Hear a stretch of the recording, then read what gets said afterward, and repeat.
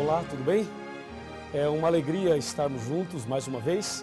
Hoje vamos estudar sobre o selo de Deus dentro do contexto do grande conflito e especificamente baseado no livro do Apocalipse.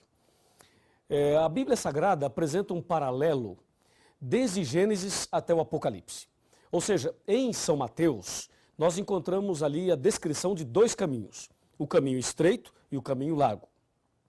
Esses dois caminhos aparecem em toda a Bíblia, como eu disse, de Gênesis até o Apocalipse. Lá em Gênesis encontramos os dois caminhos sob a figura de linguagem de Abel e Caim, e também Deus e o diabo, luz e trevas.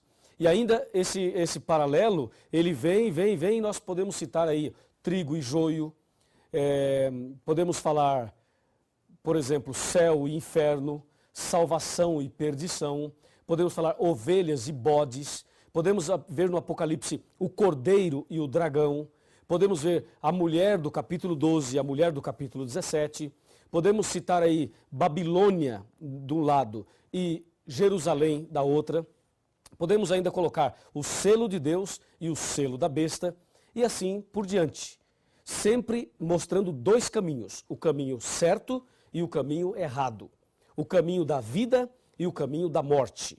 Sempre dois, nunca três, ok? É preciso saber que a verdade que foi lançada por terra, Deus usaria a igreja verdadeira para restaurar a verdade. E hoje, o selo de Deus, que é o nosso estudo, é uma das verdades que foi lançada por terra, jogada por terra. E agora você perceberá que nesse estudo, a verdade, será restaurada. Apocalipse capítulo 7, versículos 1, 2 e 3, está escrito assim: Depois disto vi 4 anjos em pé nos 4 cantos da terra, conservando seguros os 4 ventos da terra, para que nenhum vento soprasse sobre a terra, nem sobre o mar, nem sobre árvore alguma. Vi outro anjo que subia do nascente do sol, tendo o selo do Deus vivo. Veja, o selo do Deus vivo. E clamou em grande voz aos 4 anjos, aqueles aos quais fora dado fazer dano à terra e ao mar, dizendo: Não danifiqueis nem a terra, nem o mar, nem as árvores, até selarmos na fronte os servos do nosso Deus. Até ri. Observe aqui 4 anjos nos 4 cantos da terra. Primeira coisa, a terra não é quadrada para ter 4 cantos, e nem retangular para ter 4 cantos. Esses 4 cantos da terra são os 4 pontos cardeais: norte, sul, leste e oeste. A terra é redonda, mesmo sendo redonda, ela tem os 4 pontos cardeais.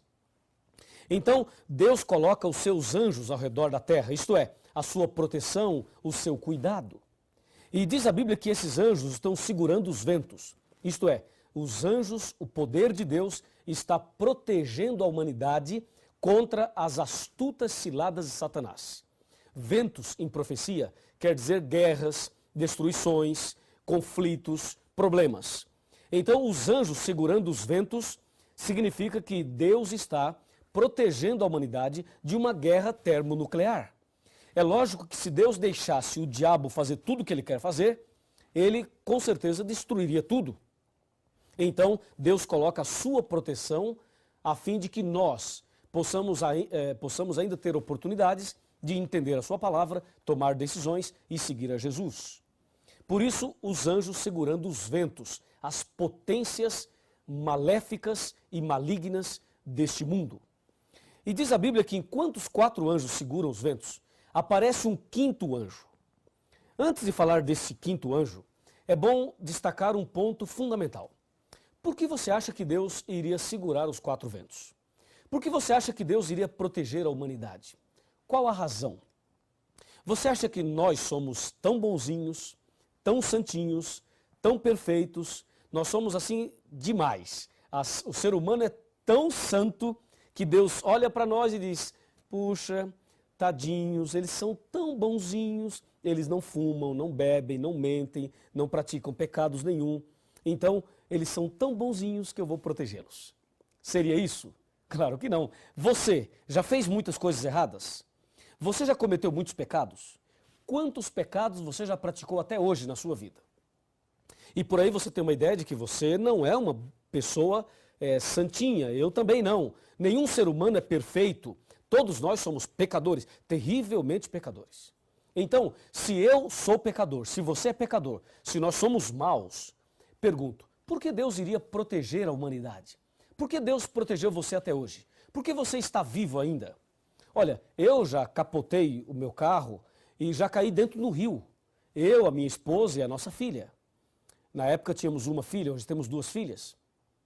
Então eu pergunto, por que Deus me protegeu? Caímos no rio com os 4 pneus do carro para cima e o capu e todos nós de cabeça para baixo.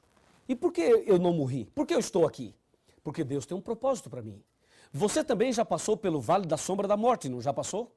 Talvez um acidente, uma cirurgia, uma enfermidade, algum outro tipo de problema que quase você foi e não foi. E você está aí. E talvez você esteja me assistindo no hospital, quem sabe num leito de dor, num momento difícil, dramático da sua vida. E por que você não morreu? Porque Deus tem um plano para você. Deus tem um propósito na sua vida. E qual é o plano? Qual é o propósito? Agora você vai entender a razão do 5º anjo. Me acompanha. O 5º anjo, veja, os 4 anjos estavam segurando os ventos, lembra? E aí aparece um 5º anjo. Esse 5º anjo tem uma mensagem. E a mensagem do 5º anjo é uma mensagem especial para você. Uma mensagem especial para você. Entendeu? Para você. Então você vai me acompanhar agora nesta reflexão, nesta mensagem.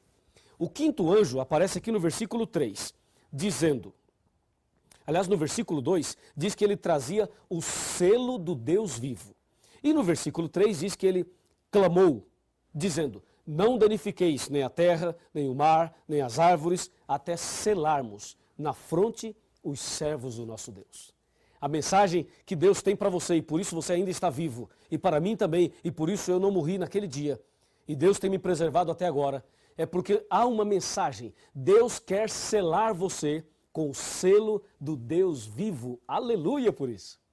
Ele quer colocar na sua fronte, na sua testa, o selo de Deus. Atenção, o selo do Deus vivo. Sabe, no interior, aqueles fazendeiros que têm o seu gado, eles costumam marcar os seus animais. Eles usam um termo assim, bem rústico. Eles falam ferrar o animal, porque usam um ferro quente para marcar os animais. Por exemplo, se os animais fossem meus, se eu fosse o fazendeiro, os meus animais seriam marcados com a sigla LG, que é Luiz Gonçalves, ok? E os seus animais seriam marcados com as iniciais do seu nome. Por que o fazendeiro marca os seus animais? Para que se esses animais se misturarem com os animais do vizinho, ele tem condições de saber quais são os seus e quais são os do vizinho. De acordo com a Bíblia, nem todo aquele que diz Senhor, Senhor será salvo. Então, quem é filho de Deus? Quais são os filhos de Deus? Quem é o povo de Deus de verdade? O povo de Deus tem uma marca, tem um selo, tem um sinal. Aliás, essas 3 palavras significam a mesma coisa. Marca, sinal ou selo. Por esta razão, você está vivo ainda, porque Deus precisa selar você. Eu pergunto, você gostaria de receber o selo de Deus? Se você gostaria, levante a mão direita. Isso, por favor, levante a mão direita. E repita comigo. Diga, eu gostaria de receber o selo de Deus. Parabéns. Amém. Esta é a tua decisão, esta também é a minha decisão. E agora vem a pergunta automática. Qual é o selo de Deus? Onde podemos encontrar este selo? Já que sabemos a importância dele. Qual é e onde podemos encontrar? Quer saber? Então abra sua Bíblia em Isaías 8,16 e me acompanhe na leitura que faremos agora. Veja, Isaías capítulo 8, versículo 16. Já abriu a sua Bíblia? Vamos abrir juntos a Bíblia. Me acompanhe aqui, Isaías 8,16. A pergunta, não se esqueça, onde encontramos o selo de Deus? Essa é a pergunta. E o profeta Isaías, inspirado pelo Espírito Santo, ele descreve aqui exatamente assim. Está aqui, ó, 8,16. Resguarda o testemunho e sela a lei no coração dos meus discípulos. Viu? Resguarda o testemunho e sela a lei no coração dos meus discípulos. Pronto. O selo de Deus está na lei. Na lei, lembra do estudo sobre a lei e o conflito? Pois é justamente nos 10 mandamentos que nós encontramos o selo de Deus. Mas qual é a descrição ou a definição de um selo? De acordo com a Bíblia, um selo tem que ter o nome, o cargo e o território que o dono do selo domina. Se você observar o livro de Esther, no capítulo 3, versículo 12, verá que os reis do passado usavam um anel grosso. Eles mandavam escrever uma carta e depois traziam a carta e com aquele anel ele carimbava a carta, ele selava a carta. Naquele selo, através do anel, tinha o nome do rei, o cargo do rei e o território que o rei dominava. Assim, um selo, para ser selo, tem que ter essas 3 características. E aí perguntamos, qual dos 10 mandamentos tem essas 3 características? É simples, vamos abrir a Bíblia em Êxodo 20 e analisar os 10 mandamentos. E aí veremos qual deles é o selo de Deus, qual deles preenche as características de um selo. Abra sua Bíblia em Êxodo 20 e vamos ver agora mandamento por mandamento de forma bem dinâmica para que você descubra isso rapidinho. Qual dos 10 mandamentos é o selo de Deus? Primeiro mandamento, versículo 3. Não terás outros deuses diante de mim. Esse mandamento deve ser guardado, obedecido, mas não é o selo de Deus, pois não tem o nome, não tem o cargo e não tem o território de Deus. Segundo mandamento, não farás para ti imagem de escultura, nem semelhança alguma do que há em cima no céu, nem embaixo na terra, nem nas águas debaixo da terra. Não as adorarás, nem lhes darás culto, porque eu sou o Senhor teu Deus, Deus zeloso, que visito a iniquidade dos pais nos filhos, até a 3ª e 4ª geração daqueles que me aborrecem, e faço misericórdia até 1000 gerações daqueles que me amam e guardam os meus mandamentos. Este mandamento aparece o nome de Deus, mas não aparece o cargo e nem o território. Então devemos obedecê-lo também, mas não é o selo de Deus ainda. Vejamos o terceiro mandamento. Não tomarás o nome do Senhor teu Deus em vão, porque o Senhor não terá por inocente o que tomar o seu nome em vão. Este mandamento tem o nome de Deus, mas não tem o cargo e não tem o território também. Então devemos obedecê-lo, mas ainda não é o selo. Vamos para o 4º mandamento. Lembra-te do dia de sábado... Não, vamos parar. Não vou ler esse mandamento. Eu vou pular esse mandamento, está bem? Como todo mundo pula, eu vou pular também. Vamos ver o que acontece. Vou pular o 4º e vou para o 5º mandamento. O 5º mandamento diz no verso 12: honra teu pai e tua mãe, para que se prolonguem os teus dias na terra que o Senhor teu Deus te dá. Veja, este 5º mandamento traz o nome de Deus, mas não traz o cargo e nem o território. Então, este 5º mandamento deve ser obedecido, mas ainda não é o selo de Deus. Vamos para o 6º mandamento. Não matarás. Também não é o selo de Deus. 7º, não adulterarás. Também não preenche nenhuma das características. 8º mandamento, não furtarás. Também não tem nenhuma das características. 9º mandamento, não dirás falso testemunho contra o teu próximo. Também devemos obedecê-lo, mas não é o selo de Deus. Último mandamento, não cobiçarás a casa do teu próximo, nem o seu servo, nem sua serva, nem o seu boi, nem o seu jumento, nem coisa alguma do próximo, nem o homem, nem a mulher, nem coisa alguma do próximo. Este mandamento também deve ser obedecido, mas não é o selo de Deus ainda. Agora eu pergunto, quantos mandamentos nós lemos? Nós lemos 9 mandamentos. 9. Eu li os 9 que todo mundo aceita. E dos 9, nenhum é o selo de Deus. Nenhum preenche as características de um selo. Mas o profeta Isaías diz que o selo de Deus está na lei. E lá em Apocalipse mostrou a nós a importância do selo. E aí vem uma pergunta. Será que aquele mandamento que eu pulei, o 4º, que todo mundo pula, que todo mundo não aceita, será que aquele mandamento é o selo de Deus? É o seguinte, chega aqui. Vem aqui pertinho. Vamos conversar assim. Nós somos amigos, não é verdade? Pode chegar bem pertinho. É o seguinte. Se este mandamento, o 4º, que nós vamos ler agora, que todo mundo pula, se ele for o selo de Deus, então, meu amigo, a coisa tá feia por aí. Porque a maioria não aceita. É ou não é verdade? Não aceita. E se a maioria não aceita, e se este mandamento for o selo de Deus, olha, nós vamos ter que clamar a Deus hoje e pedir misericórdia. Vamos ver então o quarto mandamento. Aquele que todo mundo pula, e nós pulamos aqui só para uma questão didática, de estudo bíblico. Versículo 8, o quarto mandamento. Lembra-te do dia de sábado para o santificar. 6 dias trabalharás e farás toda a tua obra. Mas o 7º dia é o sábado do Senhor teu Deus. Viu? Aí achamos o nome de Deus. Como também achamos em outros mandamentos. Depois diz, não farás nenhum trabalho, nem tu, nem teu filho, nem tua filha, nem teu servo, nem tua serva, nem o teu animal, nem o forasteiro das tuas portas para dentro. Verso 11 agora. Porque em 6 dias fez o Senhor. Veja, em 6 dias fez o Senhor. Fazer é a mesma coisa que criar. Veja, fazer ou criar. Em 6 dias ele criou. Acabamos de descobrir o cargo de Deus. Criador. Ele fez, ele criou. Percebeu? E aí o verso 11 continua. Ele fez os céus, a terra, o mar e tudo que neles há. E ao 7º dia descansou, por isso o Senhor abençoou o dia de sábado e o santificou. Descobrimos aqui um território que Deus domina. Céus, terra, mar e tudo que neles há. É ou não é verdade? Então, o quarto mandamento apresenta o nome de Deus, o cargo de Deus e o território de Deus. Ou seja, ali no quarto mandamento está escrito assim, ó, que Deus é o Criador de todo o universo. Assim, o quarto mandamento é o único mandamento dos 10 que apresenta Deus como Criador.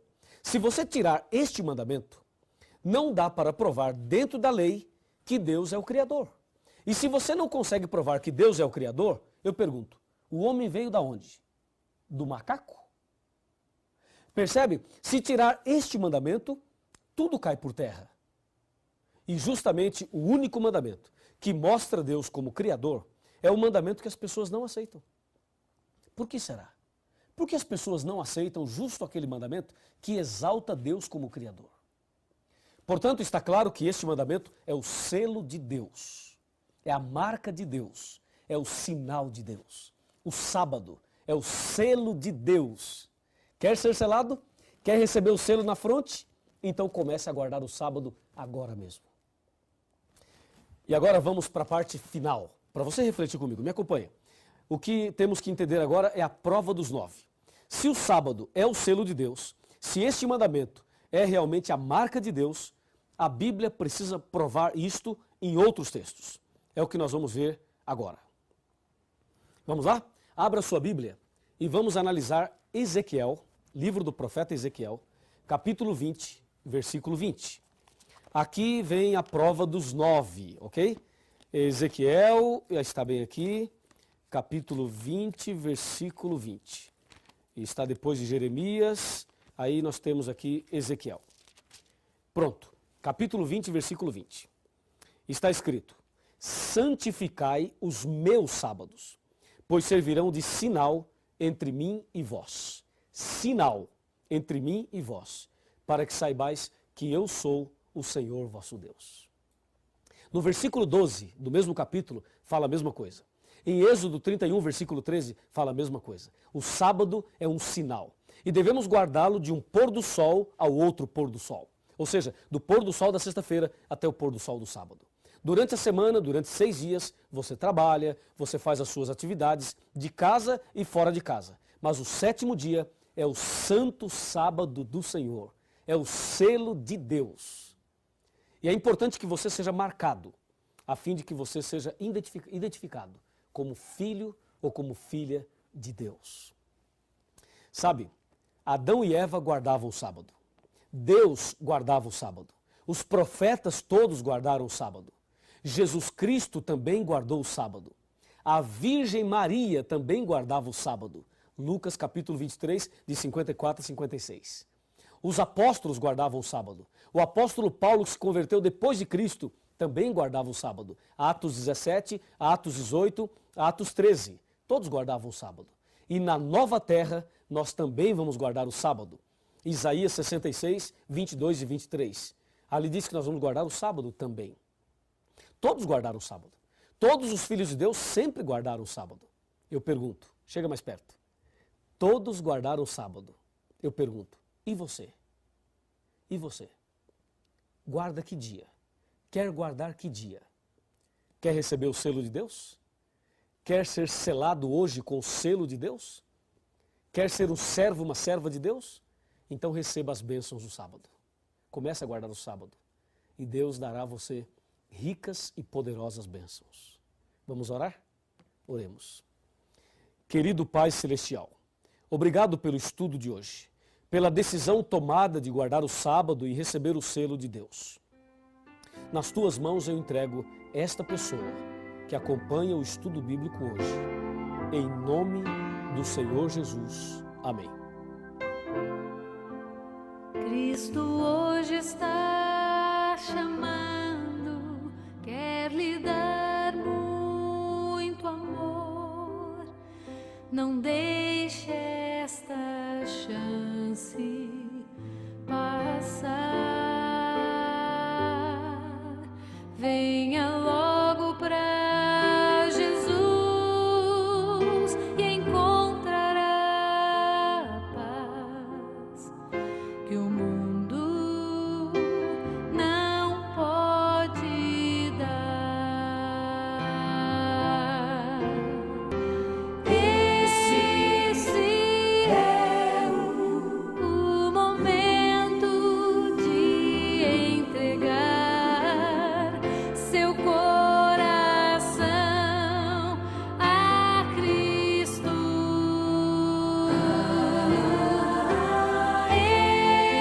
Ele hoje está chamando, quer lhe fazer feliz. Basta só